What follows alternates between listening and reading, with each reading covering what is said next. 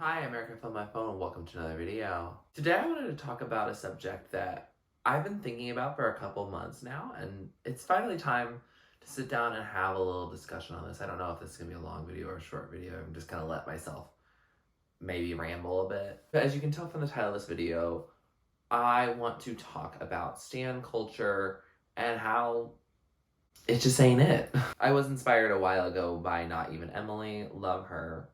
One of my favorite YouTube channels to go and get some dose of realism and thinking about things from a different perspective. And so I wanted to get on here and talk about, especially as a music commentary reaction channel, the issues that can arise from stan culture and also the reason why I want to distance myself from that personally.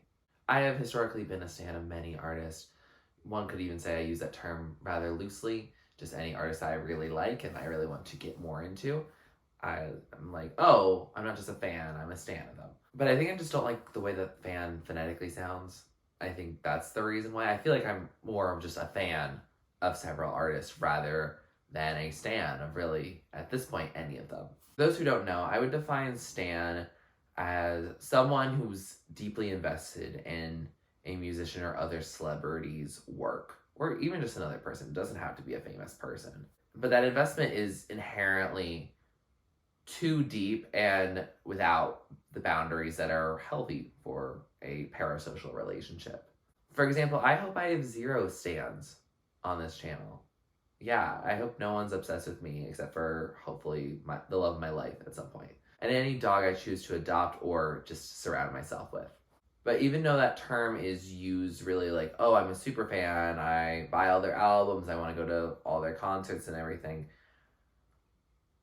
it came from a pretty dark place. It's very interesting because I feel like the term stan is mainly used for female pop musician fans or K-pop fans. But the word, I believe, originates from Eminem's song in the early 2000s called Stan. The song is built on many letters that this crazy fan is sending Eminem, and each letter gets more and more deranged and unhinged, and eventually he ends up unaliving himself as well as his wife, who was pregnant with his child. Yeah, it's not good, and all because this guy's not writing him back and he thought they were cool and he's being driven to make these harsh decisions. Now, do I think that that is the problem that most stans these days are dealing with? No. But I don't know why you would adopt a term that comes from someone doing all of those things. I mean, of course, within the song and fictionally happening, but still, I don't know why you would want to adopt such a intense term for yourself. That's one reason why I specifically want to distance myself from the term, as just thinking out loud, I just don't want to associate myself with the character in that song at all. Another reason is the idea of obsession and constant ever focus on a particular person that probably doesn't know who you are, or if they do, you're not necessarily friends or relationship bound or any personal connection. It's definitely very parasocial. I'm not saying you can't have a personal connection with an artist at all. I feel like I'm so tied to so many artists because I've listened to their music and I've got through some hard times with them. Even now, as I find out some of them have done some horrible things, it's very difficult for me to distance myself from music because the music meant a lot to me when it came out or when I discovered it. And there's a deep attachment that I feel like isn't present for people who love movies or watch TV shows and there's an actor that's a problematic person or a composer or whatever.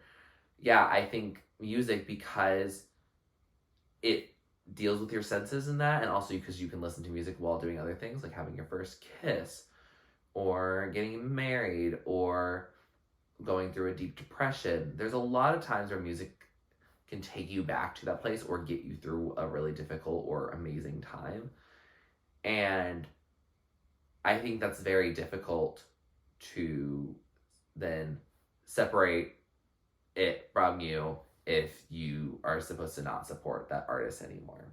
for whatever reason that may be. So I totally understand having personal connections with music. I wouldn't have a channel that's often specializes in music reactions and commentary if I didn't find something deeply impactful about music.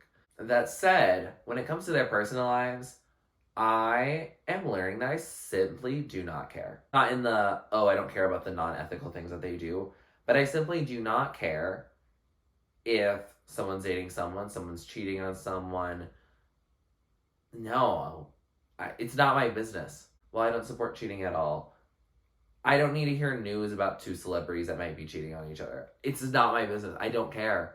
It's simply their lives and their consequences to deal with. It simply should not be even entering my ears. And I think something about being constantly online, which is something I'm actively trying to take steps to reduce. I'm trying to be more out and present and setting those time limits and the screen time. That's really helpful for me. I really think it's weird how the media and how people hyper focus on this specific artist, whoever it may be, whether it's a K-pop group or a K-pop idol or, you know, a popular musician like Taylor Swift or whoever, doesn't matter. Even if they are the most incredible person ever, the most talented person ever, that's still someone that probably doesn't know you exist, or if they do, they barely know you exist. And that's cool that they do, if that is the case. I don't think any of my favorite musicians know I exist. I have some YouTubers that have liked my comments, and that makes me feel good, but that doesn't mean that I'm going to go down a stan route for them, and nor should I. If I were to be a stan of someone, and the one I probably would say I was the closest to being a stan of is Taylor Swift. I'm a Swiftie. I listen to many of her albums, had a formative experience in my life. She does provide the soundtrack for a lot of my life. I wrote my thesis on Reputation, and especially about how the media and how public opinion was shaping that album and how she chose to respond to it. I hope to somehow have that thesis video up at some point. It took me over 3 hours to film it, and I have to go through a lot of editing for that, and I just have never had the energy for that. So hopefully it'll come out at some point before it becomes utterly irrelevant. But yeah, I definitely think I've been very involved in what's been going on with Taylor Swift in the past decade or so. That said, I don't pay attention to the new stuff. I don't know if she's dating someone new. I heard about the Maddie Healy stuff. I simply cannot care. I simply cannot. Maddie Healy, I don't want to hear his name right now. Some of his songs from the 1975, they're good, but he's a very controversial figure. I don't know why you would want to link up with that, but that's not my business. It's not my business. I don't care. Taylor Swift is a grown woman who can do whatever the heck she wants, and I should not be answering for that. She answers to her actions, not me. And also, just a woman dating in her 30s. Let her live. So I also think a lot of my disillusionment with being a stan has come from my de-standing impulses with the Swiftie community. Because I do love Swifties. I met so many when I saw her incredibly up close. I really loved it. I had a great time with that. And everyone I met there was actually wonderful, except for the security person who was being annoying during the surprise song. You need to stay in your lane. But everyone I met there was great. Every Swiftie I meet online is insufferable. There's one Swiftie I followed on Twitter, and I still do follow them on Twitter, and I'm not going to name them because it doesn't matter. But they provide updates on everything, so I didn't have to follow several, which I appreciate. I don't want to hear several people's opinions on Taylor Swift. It doesn't affect me. I want to hear people like in real life that I meet and talk to regularly. I don't want to hear about some random person about Taylor Swift that we only talk about Taylor Swift. That's not of interest to me. Same with YouTube channels that are dedicated to her or any specific artist. I can't deal with that. I don't have the energy to do that. I could never be a Taylor Swift or any particular artist focused channel. Now, have I had times where I focus on an artist every so often? Yeah, because I'm interested in music and it does well in the algorithm. But I simply cannot base my life, my hobby, or just even getting paid on one artist. I can't do that. It does not make sense for me to do that. And so I will not do that. But back to the Swiftie I follow. I can't deal with the hyper positivity regarding anything that an artist releases. And I mean hyper positivity. You can like pretty much anything that an artist releases, which for Taylor Swift and any other artist that has constantly reinvented themselves, it doesn't really make sense that you would like every single song that they make. It doesn't make sense to me why you would like every Taylor Swift song. I simply don't. And I have a lot of hot takes on that, and we could do a hot takes music opinion video at some point if you all are interested. But I recall them saying, "Oh, Carolina is the best song ever that she's ever released. Oh, every single song on Midnight's hits. Oh, the Karma Ice Spice version is better. Oh, Me is in my top 10 Taylor Swift songs." Like, be for real. Be for real. And if you are for real, I'm concerned. Also, the people going to her concert 4 times. I mean, it's your money, I guess. Some people can be rich. I mean, I did pay for a front row ticket, but I paid for one. And now that she's going to come to Indianapolis, I might get a ticket then. But that's November 2024. That's like 2 years away. No, that's a year and a half away. Yeah, that's basically another tour at that point. But people going 4 times within 2 months, good for you, I guess. But could not be me. My bank account does not rely on one artist. And I'm very glad that it does not rely on it, because they're just humans. And so they will make business decisions that will financially benefit them. And this tour is definitely financially benefiting Taylor Swift. I constantly cannot deal with hyper-positive reactors or hyper-positive commentary. I like when people are happy about something. It's great to see something get such good press. But I can't have everything get good press. I need to see that there's something that you're not liking, just out of your honest opinion, not like choosing to hate on it or anything. But there are times where I make reaction videos that I'm not excited to edit because I didn't like the album that much, and I don't want any of their stans to come after me on that. I want to be able to try out music that I might like, and sometimes I often do like it. Mitski was something I was nervous to try out, and I actually, the first time I listened to Be the Cowboy, I haven't watched that reaction in a while, but I'm pretty sure I didn't care for it too much, and it needed to grow on me heavily for me to like it. But Mitski is an artist I absolutely love, and I'm so excited for her new album when it comes out. Yeah, it's going to be very exciting. But then there's some artists that I've tried an album from them and I didn't really care for it. And those videos are up, and you'll just find them when you find them, because I don't want to like badmouth any artist right now. But there's certain projects that I've tried and I simply was like, I don't think this is for me. And it never was for me. And then sometimes I'm wrong. I can change my opinion. Songs and albums can grow on me, and I'm glad that they do.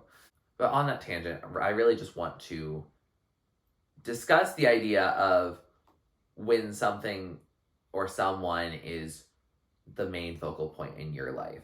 It's the same thing with a relationship. You don't want that other person to be the only reason you're alive or the only reason that you're living for. I mean, that's like romantic or whatever, but it's self-sabotaging. It that doesn't provide you with the self-care and the self-assuredness and the self-respect that you deserve. You can joke, I'm a Swiftie first, a Barb second, and a human third, but if you actually believe that, I don't know, like, that's just rough, and I feel bad for you if you are specifically living just for a specific artist, or you will not think about the world around you because you're caring too much about a celebrity that is not even in your city right now. Now, if you do meet a celebrity in person, you can freak the heck out. I support you.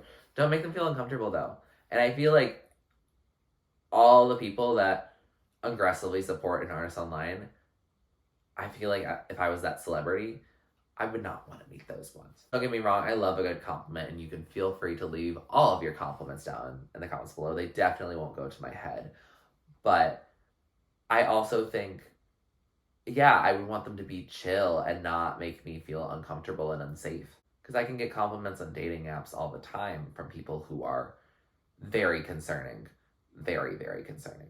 And if I knew that they were obsessed with my music, I don't know how I would react on that. That would make me feel even weirder, though. If you're obsessed with my music, please stream it. I think that pretty much concludes my thoughts on it.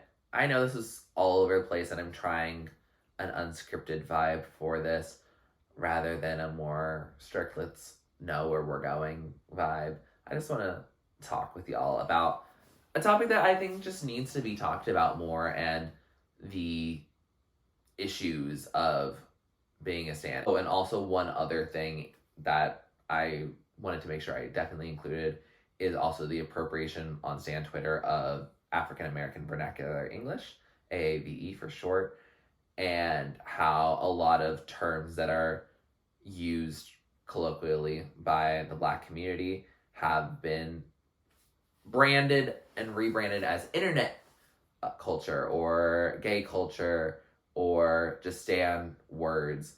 And while I definitely know that I find myself saying some of those words just because I'm chronically online and I'm queer, it happens. But I am making an intentional effort to not do ones that are very much ingrained within specifically Black origins, and then also making sure I just know where my words are coming from and being more informed on that. I think that's really important for us all to do, especially if we're not in that community. And especially if you're straight, y'all especially did not get the permission for that. And also people who use it in a very joking way. I don't know. It can be just in bad taste, and also the usage on TikTok, Stan Twitter. I don't even know if this is Stan culture at this point, but when Slay was just happening all the time, and when Mother is still happening all the time, it's exhausting, and oh my god, it makes you sound so uneducated that you're just limiting your vocabulary to like 7 words. It's embarrassing for you to be like, oh, mother's mothering. Okay, I support a joking, ironic one, but every comment on that, I remember when Fearless Taylor's version came out and people were like, fearlessly twerking, and it was a twerking. It's like, do you have other words? Do you have other ways to make a joke? Do you? And the thing is, I don't think they did. And if you don't talk the way in person that you do online, that means you're appropriating another culture or you're code switching to some degree. Yeah. I will say that generally, if I am saying something that has roots not in white American English, then it generally is something that I probably also say in person. I do tend to have a pretty similar way of speaking. I ingrain things in my vocabulary, whether it's speaking in person or online. The only difference is I just don't curse really as much online as I do in person. I curse a lot in person. Yeah, that is definitely also a topic to address. And it's another reason that makes me want to distance myself from the stan culture that seems to exist very prevalently in female pop spheres, which is also similarly where I tend to listen to a lot of my music. But yeah, I think that is everything. Let me know your thoughts on stan culture down below. I understand people liking community. I hope this video is not really rubbing people the wrong way. I hope some people feel like it's stuff that needed to be said, and it's something that hopefully makes you rethink your relationship with artists and being able to have a mutually beneficial relationship where you're supporting the artist and you're getting paid and everything, and you're getting some emotional fulfillment or sonic fulfillment or whatever. I hope you find a balance between your life and the lives of artists that you like in terms of their music or their personality or whatever. Please be respectful of their boundaries. Please be kind to them. Please don't send other stans threats of violence or unaliving. That's not cool. I didn't like when I saw on Taylor Swift's surprise song thing, it's like, take this down right now, you're gonna go to jail. Let's not continuously utilize a system that has been so aggressively against people of color in the United States, and a lot of these people I'm talking to are American. Let's not trivialize that system specifically because you're mad that another group of Swifties got a surprise song. Congratulate them. Say, good for you. It was very exciting. I know for my friend who went to Santa Clara, and what songs did he get? I'll put them on the screen now. He really liked them. They were good choices. I really liked my surprise songs, but I am embarrassed, really, for people who are overusing AAVE or people who are overusing words or just defending their artists to the death. And I know you like them, but that does not mean that you need to represent them. You don't need to symbolize them. You don't need to defend them. They don't need defending. They are grown people, and they are very famous, and they have a PR team that can handle it. You're not their PR team. You didn't get paid for it. Don't act like you're getting paid for it. Yeah, I see. I can keep going on. We're gonna cool it for now. So if you like this video, please like it. Please comment down below what you'd like me to do next on my channel. Please subscribe to my channel if you're not already and you'd like to be. And thank you for watching. This is TurtleStormer. Catch you later. Get out of the dark and get into my heart. You gotta do your part for a brand new start. Don't it just feel right? Looking in my eyes, so till we see the light. Dance with me tonight. Think it's pretty.